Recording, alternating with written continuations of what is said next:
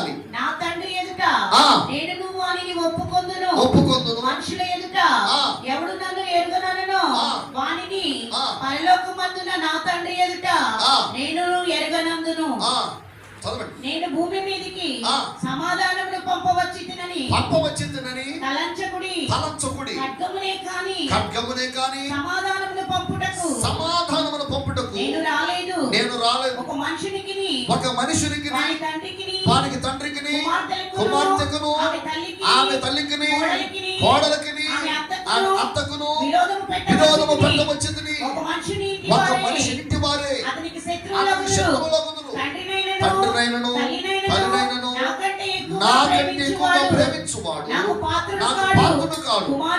కుమారునైనను కుమార్తెనైనను నాకంటే ఎక్కువగా ప్రేమించువాడు నాకు పాత్రుడు కాడు. తన సిలువను ఎత్తుకొని నన్ను వెంబడించుకొనువాడు నాకు పాత్రుడు కాడు. తన ప్రాణము దక్కించుకొనువాడు దాన్ని పోగొట్టుకొనును. కానీ నా నిమిత్తము తన ప్రాణము పోగొట్టుకొనువాడు దాన్ని దక్కించుకొను.